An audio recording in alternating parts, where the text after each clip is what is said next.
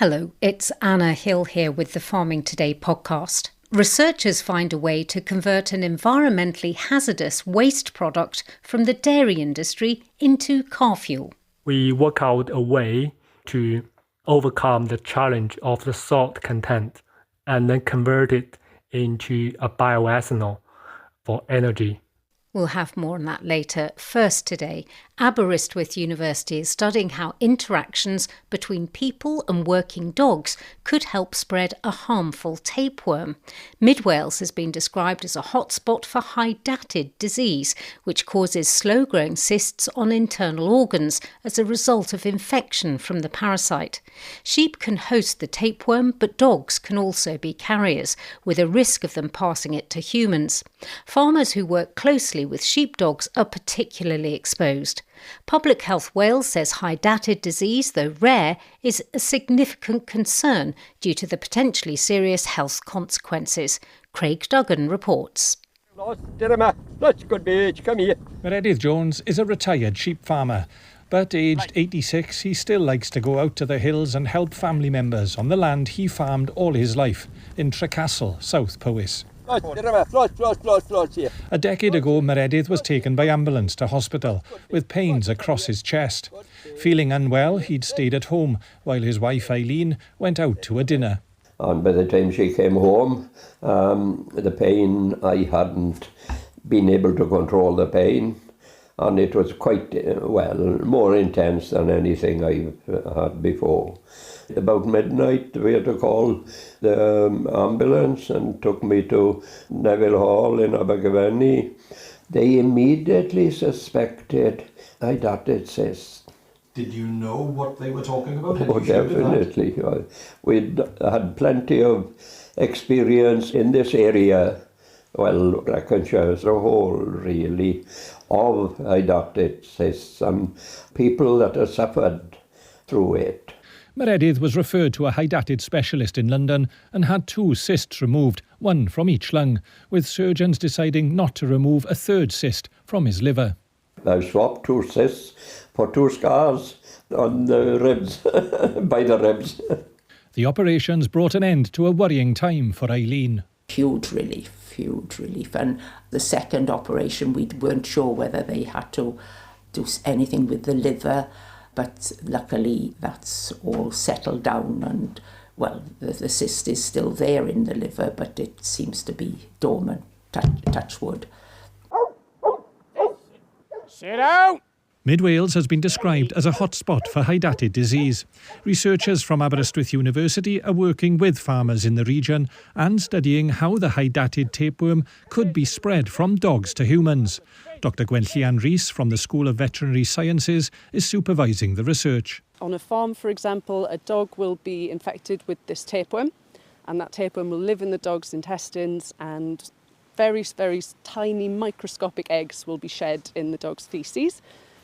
If the sheep then graze the field where there is dog dirt, then the sheep can pick up these eggs, and in the sheep, those eggs can then grow as cysts.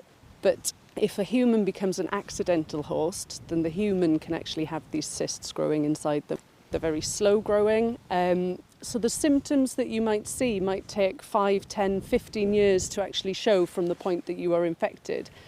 It's really important for us to understand the levels of this disease in Mid Wales at the moment, the risks to farmers, and the way that this disease is being transmitted or not at the moment in Wales.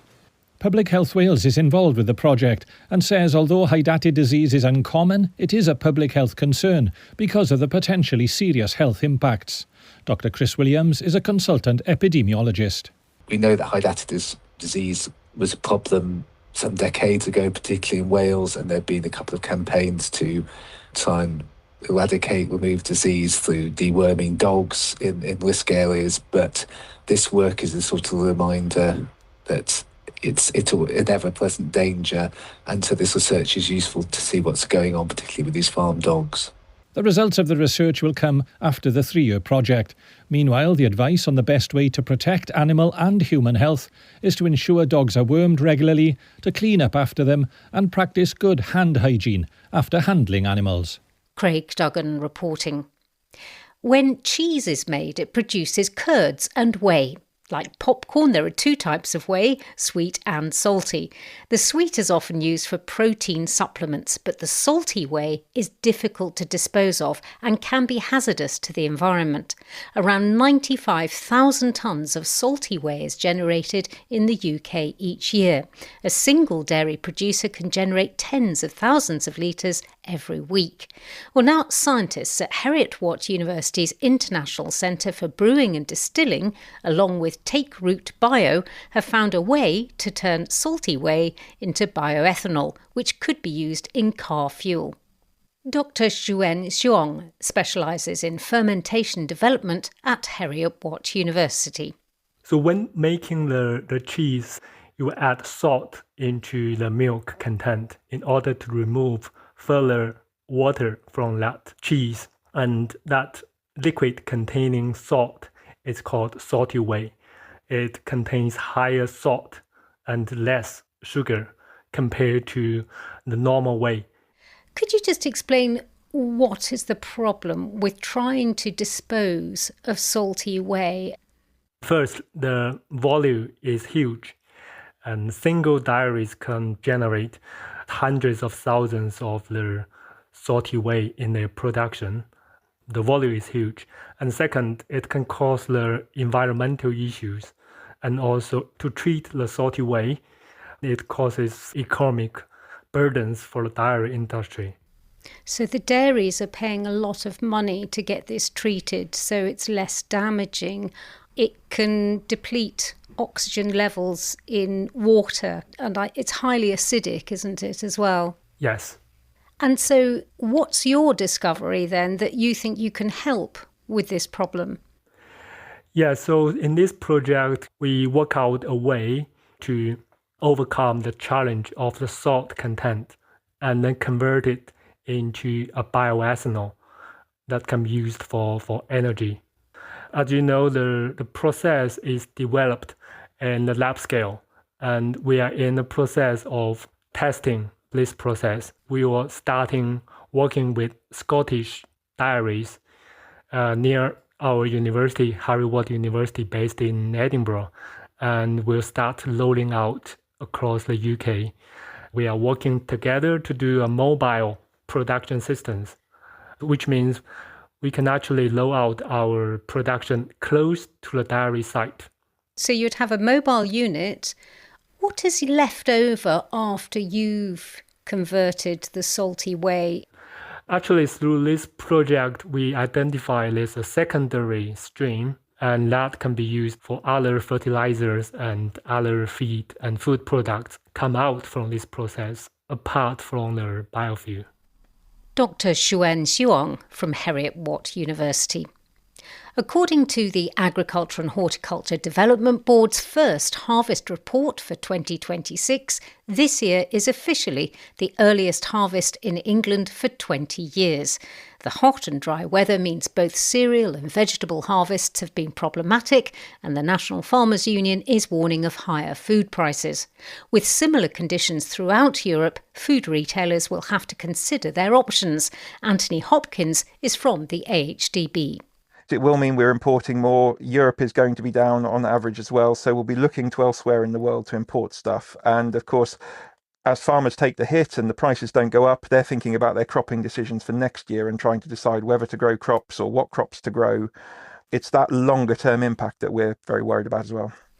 Well, all week we're following the harvest here in the UK. Today we're out in the field looking at cereals. Tristan Ashby and his wife Fran run Grange Farm in Northamptonshire. It's 1,500 hectares of milling and feed wheat, barley, oilseed rape and oats.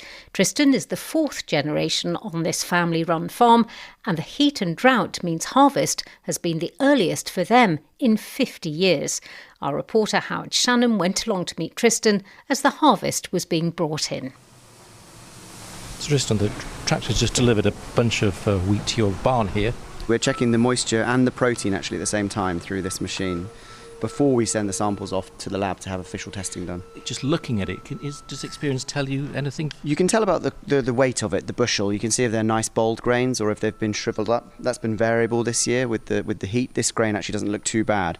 You can tell the moisture content as you pick it up, or have an indication at least. But the protein, no idea until we get some infrared analysis.